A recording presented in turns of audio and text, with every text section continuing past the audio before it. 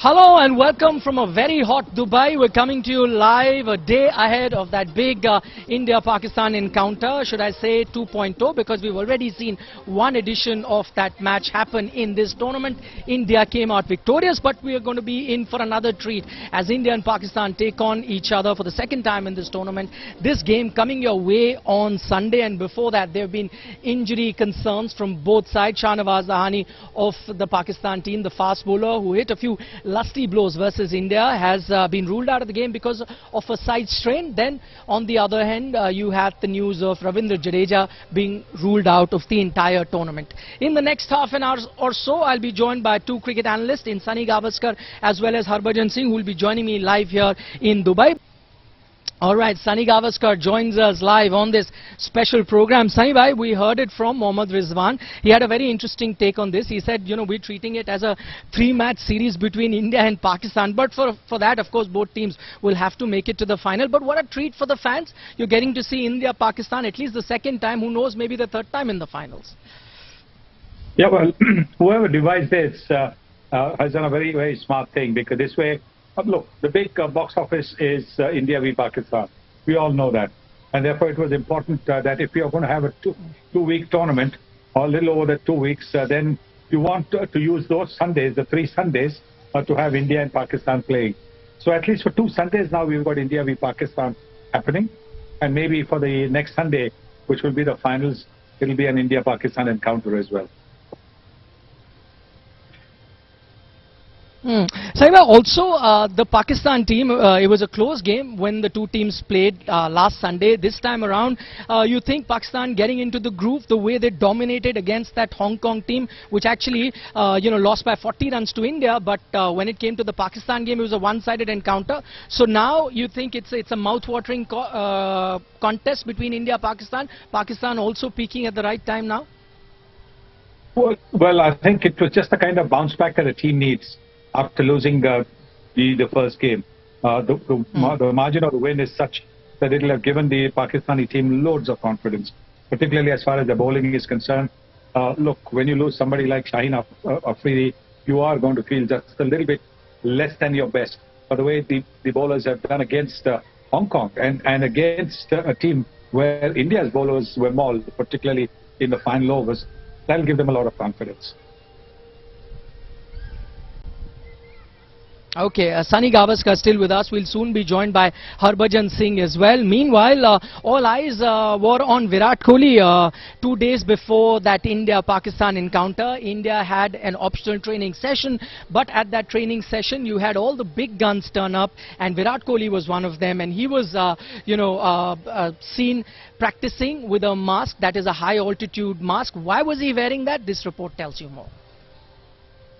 I chanced upon very rare exclusive footage, because this ground right behind me, this is where the Indian team did some fielding drills after doing the net session. And at the fielding drill, I think the standout moment that everyone was trying to capture was that of Virat Kohli running, doing these short sprints, wearing a high altitude mask. Now, for those of you who follow Virat Kohli very closely, you'd remember that we'd seen him train with that high altitude mask, but previously that was done while he was in the gym, either running on the treadmill. So he has done this drill before. For the first time, we saw him do at a training session right here at the ground. Now, for the uninitiated, what does the high altitude mask do? Well, it creates an atmosphere like you're training in a very high altitude. And what happens in high altitude? You have very less oxygen, so it's not easy to run. That's why whenever anyone travels to a high altitude area, you're always told to acclimatize to that situation,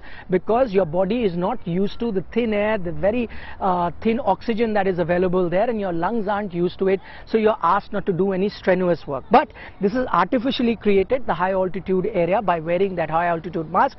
What that does is the oxygen supply is limited, and then he was doing those fast sprints, which then the lungs demand oxygen go in. But if you're reducing the oxygen, it teaches the lungs or prepares the lungs to be stronger, your breathing muscles to be stronger, in which case when you get full supply of oxygen without the mask, they can perform better.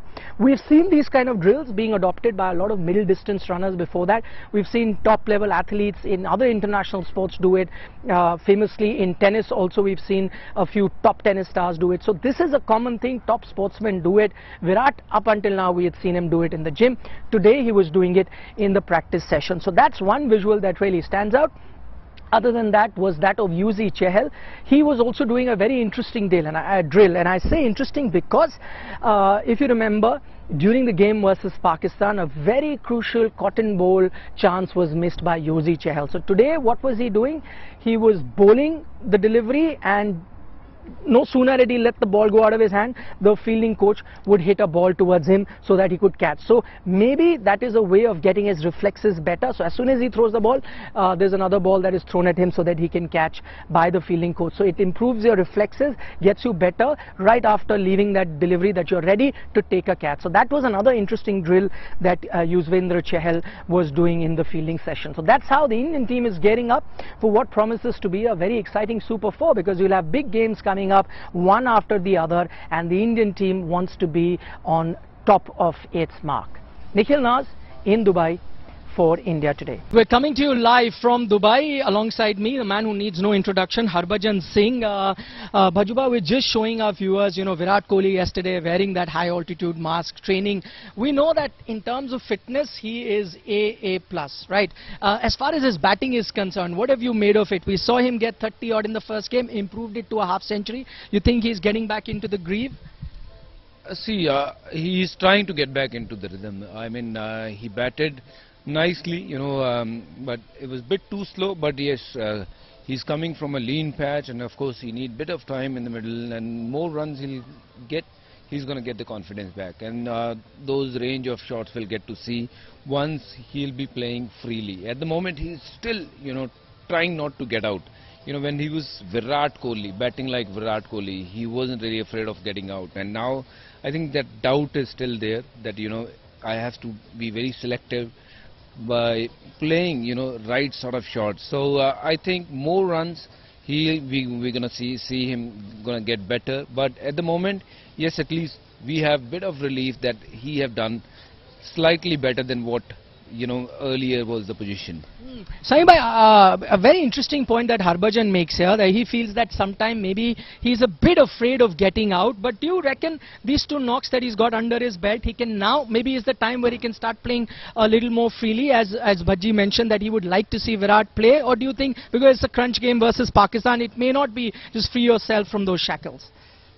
Situation, son. Everything has got to be dictated by the situation. Whatever situation he goes into bat, that's how he has got to adjust his batting. That's what everybody would like to see him do, because that's exactly what the team would also need. But I think more than that, I think we have to be a little bit more concerned about the form of the opening batsmen. They have to get India off to a good start. That'll make things easy also for Kohli, because then he can come in and start playing shots from the word go. If the openers bat for say 10 overs or 12 overs and put maybe 70, 80 on the board, then I think it makes it easier for the batsman coming down. So I think more than one person, I think we've got to be concerned more about the opening batsmen, because they haven't got India off to the kind of start that we want them to get the team off to. Interesting point Sunny Bhai makes there, Harbhajan. He's saying that, okay, Virat, yes, we have to look at his form, but the one area where you need to be a little bit more concerned is the openers, not getting you the starts that you really want them to, give the Indian team. Rohit Sharma, we saw last game, got a quick fire 30 odd, but KL Rahul, his form has been a bit of a concern. Yesterday was optional practice, everyone turned up, not KL Rahul. Well, obviously, we would like to see KL scoring runs, in the same manner what we have seen him, in the past. But of course, not to forget, he's coming from injury, and it takes time for any batsman or a bowler to get into the groove. And I have no doubt that KL will be batting like KL Rahul, as we know, how well he can bat. And other day it was a slow inning, but yes, everyone needs time in the middle, and not to forget he's also a human. He's trying his best, and I'm sure these are the games actually will build his confidence. Against Pakistan, I'm sure they'll be little more charged than the last game against Hong Kong, and they'll put up a better show, even better show than what we have seen so far. Now, Saibhai, news coming in from both camps. Of course, Ravindra Jadeja was ruled out of the entire tournament. That happened a day before. Today, news coming in of Shahnawaz Dasani, the fast bowler of Pakistan, who hit a few lusty blows versus the Indian team. Who do you think is going to miss more as far as the two teams are concerned? Will Pakistan miss Shahnawaz more, or India going to miss Ravindra Jadeja? I think India will miss Jadeja a little bit more because, look, he's an all-purpose player. He can bowl, he can bat, he can field, he can effect run-outs, he can take unbelievable catches, he can save runs. So I think while Pakistan's bowler is going to be, you're going to think of him only for those 3-4 overs that they're going to miss him having a ball. But with Jadeja will be in the game. Is always in the game when the team is fielding for 20 full overs. So he's going to be missed. And look at the way he came in and batted the other day. He was given up the order, put up the order, and he came and played such a fine innings. Okay, Sunny Bhai says that of course India are going to miss Jadeja more than Pakistan will miss Shahnawaz. In terms of now with no Jadeja there, what does this do to the Indian 11? One area of concern is going to be, I know Akshar Patel is a like-for-like sort of a replacement, but he's not here. I don't know whether he'll be here in time available for that. But you have a lot of spinning options. The reason or the worry is going to be, with Jadeja, you could send in a left-hander up the order. He could bat in the top 4. Now you will not have a left-hander or the option of sending one up there. Does that then increase the chances of Rishabh Pant making it to the 11? Well, if you're looking for a left-hander to replace with the left-hander, and Rishabh Pant is your choice. But, I think Akshar, whether he's here or not, with all due respect, Jadeja is very, very ahead. And I don't think he'll be able to go out there and bat at number 4 and 5 and do what Jadeja can do, and coming to your point, that we have to see, what is more important, whether you want to replace Jadeja with just R. Ashwin, who can give you 4 overs definitely and probably a few wickets as well, with the ball in his hand, and let someone else come in and do the job at number 4, maybe have a floater like R. Ashwin, what Rajasthan did, and why not? These are the times when you can try out the new roles for different players, and this is the time. I think so just to R. Ashwin, maybe if I have to pick, I would pick R. Ashwin. Maybe we have one lesser batsman, but guaranteed you have 4 overs, champion bowler, he can get you wickets. Okay, so I understand for that spinner of that Ravindra Jadeja brings in, the spin of Ravindra Jadeja, you've got R. Ashwin, I understand. Now you're okay with no left-hander in the top 4, or do you bring Pant for, let's say, DK? See, it doesn't matter. I think it's just the mindset we are in. Off-spinner can't bowl to a right-hander, or right-hander can't bowl to a left-hander. So it's just a mind sort of thing. In the end, you have to bat well against whoever is bowling against you. Simple as that. And we have quality batting lineup. With Dinesh Karthik, he is part of the team, and his role is very clear, made by Rahul Dravid, that he's going to be the finisher. Don't change his role. Don't keep on, doing change and chop. One game he's playing, and the second game the other guy. Let the team get settled. That's what will bring a lot of success going forward. Saiva, your thoughts on this 11? And the reason I talk about that left-hander coming up is that Pakistan have got a left-arm spinner, they've got a leg spinner as well. But as Harbhajan points out, sometimes we get over-obsessed by sending that left-handed batsman. He'd still be okay with DK playing, and it's okay if you don't have a left-handed batsman in the top 4 or 5. Well, DK's batting might not even be needed in case our top 4 bat well. And look what Suryakumar Yadav can do. Yes. We have not spoken about Suryakumar Yadav at all. We saw what a tremendous innings he played the other day with a strike rate of more than 200. Yet we're talking about having Pant at 4. When here is a man batting at 4 and he scored at this fantastic rate. Yes, it was against Hong Kong, but then the others were not able to score at that rate, were they?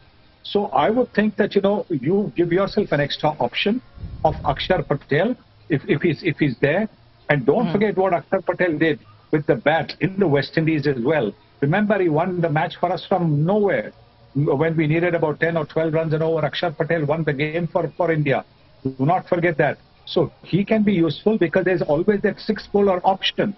You might not use all 4 overs from him, just like you didn't use all 4 from Jadeja the other day. But as a batsman, as a fielder, again, as a fielder, he's an outstanding fielder. Nice flat throw on top of the stumps. And he is just the kind of all-rounder that you want, because an all-rounder gives the captain lots of options, batting-wise, bowling-wise. I would go for Akshar Patel, and there is the left-hander as well, and he can go up the order if needed when these two spinners are bowling, the leg spinner and the left-hand spinner. There are very interesting thoughts there by Sunny Gavaskar. He's saying that, you need a left-hander on top to counter the spinners.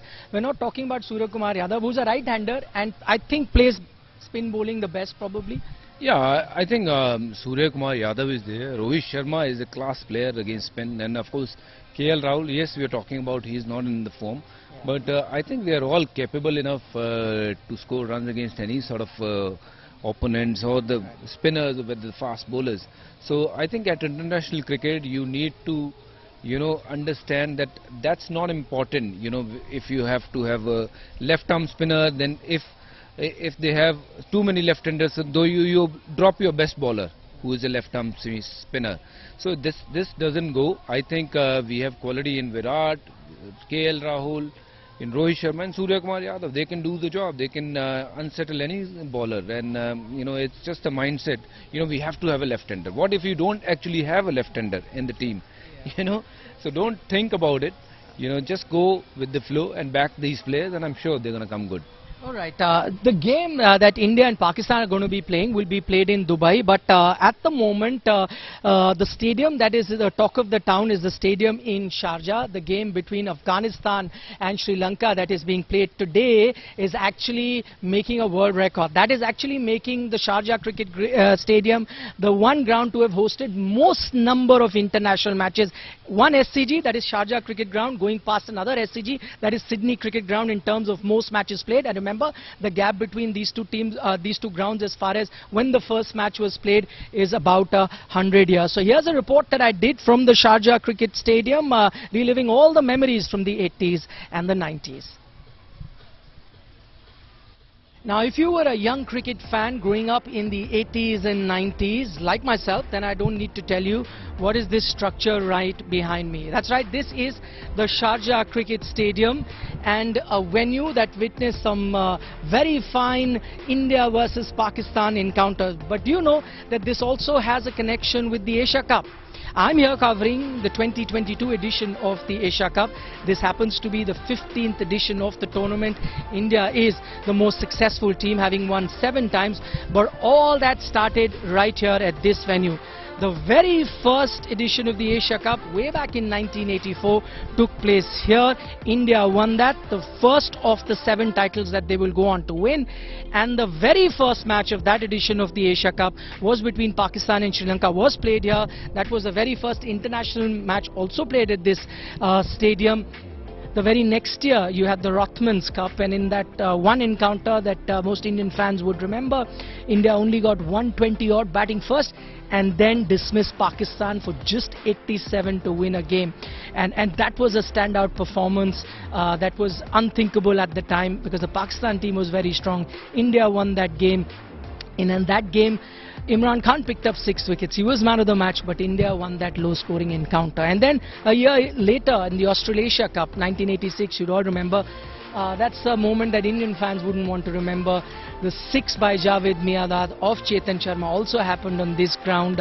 11 overs he had to defend in the last over, and in the last ball 4 runs is what Pakistan needed, and that was a intended Yorker, became a full toss. Miandad hit it for 6, and then that is one moment that Chetan Sharma, who's now the chairman of selectors, has spoken about various times. But the one moment that will still give you goosebumps even while I'm sitting here was that Desert Storm inning that Sachin Tendulkar played. He got 143 of just 131 deliveries. That was a game before the final versus Australia.